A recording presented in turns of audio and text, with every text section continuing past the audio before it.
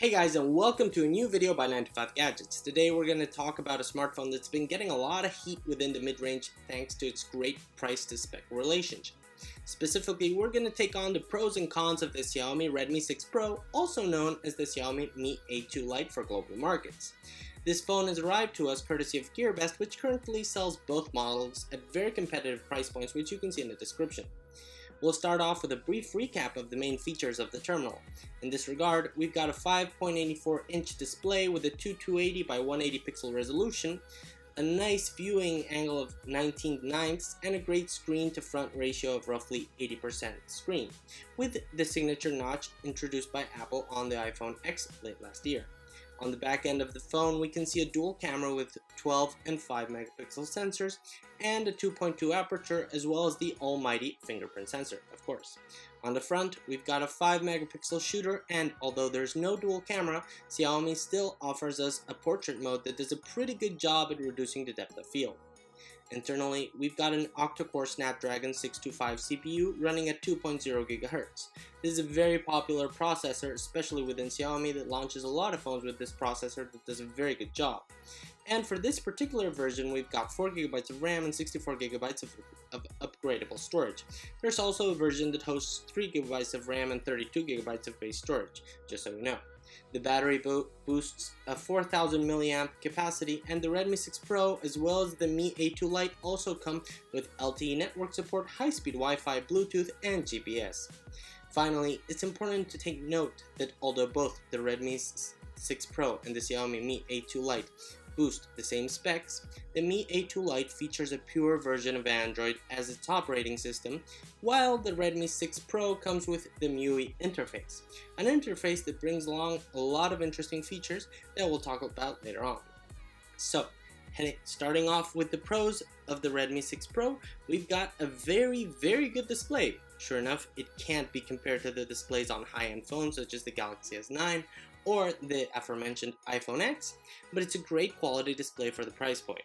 As mentioned previously, the display boosts a resolution of 2280 by 180 pixels with a 19:9 aspect ratio, and it's a great display to watch movies and edit images.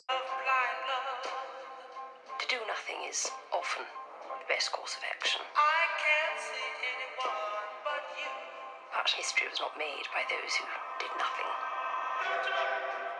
I think people have a right to know about their leaders, especially ones that can't be thrown out with free and fair elections. Are the stars out to shine?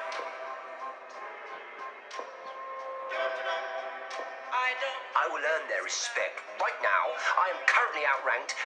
It is also worth noting that it has good visibility in exteriors, and due to the phone being almost entirely a screen, it's very easy to handle. Finally, this is the first phone by Xiaomi to introduce the infamous notch, but don't worry if you're not a fan, since Xiaomi also allows us to remove it easily from the screen settings. When it comes to day-to-day performance, the Redmi 6 Pro has us pretty happy. Thanks to its powerful octa-core processor as well as its 4 GB of RAM in this version, the phone boosts a quick performance on all sorts of tasks. In our time reviewing the phone, we've seen the ease at which we may use multiple apps at a time without the phone's overall performance suffering or lagging, and launching new apps is also a pretty quick endeavor. Graphically, the phone is also pretty good, and we've been able to play graphically demanding games without the phone breaking a sweat. Not like me, but sorry. If there's something we've seen over the past 12 months in Chinese phones are dual cameras. Most phones launched these days come with a dual camera. However, in most cases, it's more of a decorative feature, as the bokeh effect leaves much to be desired with a very artificial look to them.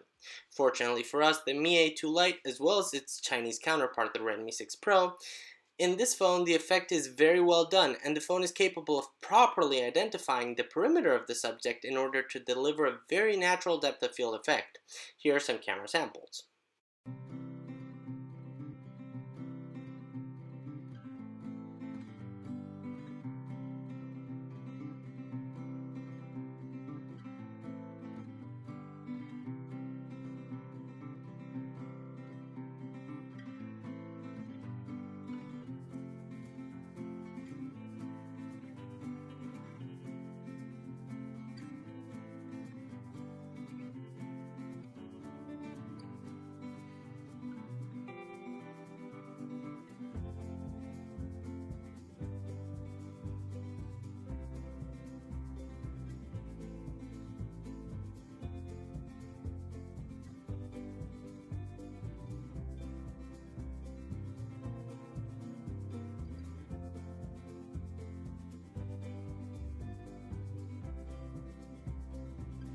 The front shooter does a pretty good job as well, and with solid lighting conditions, it's also capable of offering a pretty decent bokeh effect, though nothing comparable of course to the rear end shooter.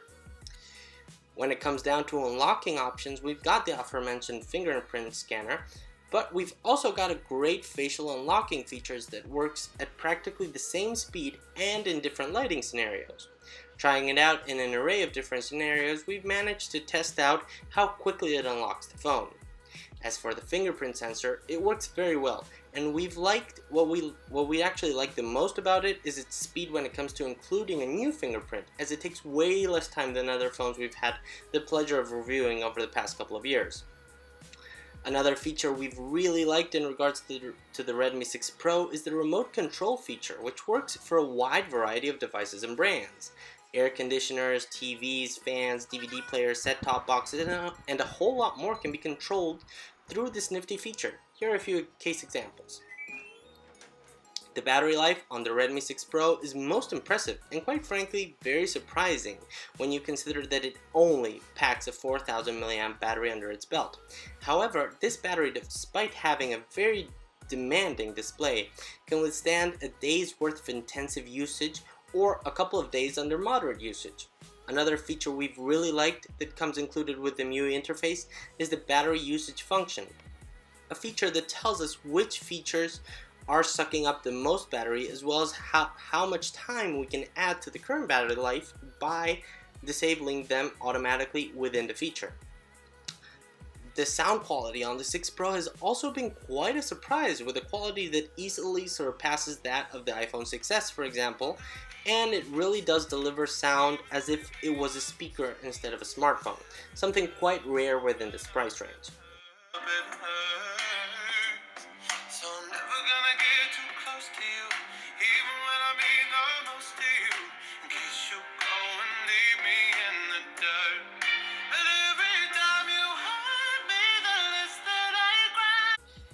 Finally, the last Pro we would like to point out at this time is a feature called Second Space that also comes embedded within the MIUI settings. Basically, this feature allows us to have multiple sessions within a single device, with each session being accessible through its own pattern or individual fingerprint, effectively having two phones in one.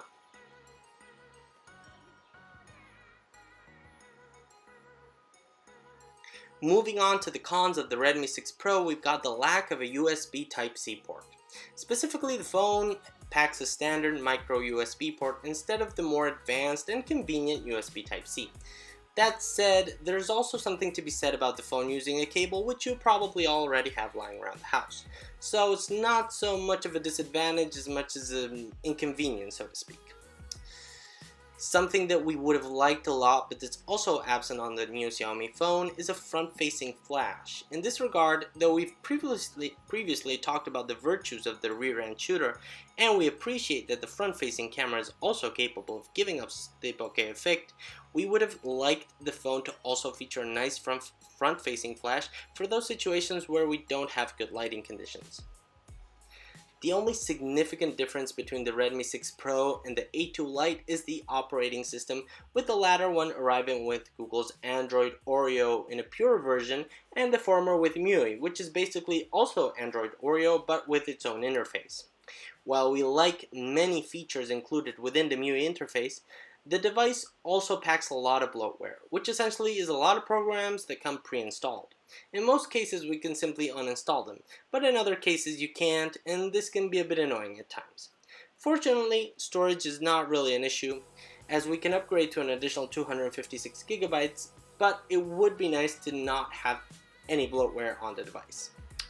The final con we'd like to address is quite standard within mid-range phones, so it's not that much of a con. Of course, we're talking about the non-removable battery. Since the phone packs a unibody design, we can't really swap out the battery when we're running low on juice, but as we mentioned, this has become pretty much standard by now, and it's very rare to find a decent phone that actually, doesn't have a unibody design. In the end, after reviewing the main pros and cons of the Xiaomi Redmi 6 Pro, it was actually quite hard to find negative aspects because the phone really is a pretty good phone overall, especially considering the price.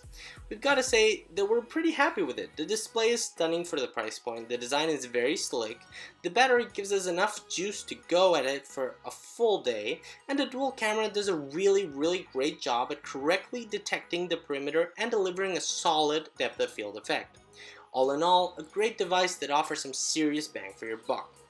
Well, that's been all. If you guys have any extra pros or cons or have any questions about the Xiaomi Redmi 6 Pro or the Xiaomi Mi A2 Lite, please leave us a comment. And if you like this video, please subscribe. We'd be really grateful to it. And I'm sorry for the stuttering. It's one of my first videos on this channel, so I hope you guys have patience and you didn't really suffer too much with it.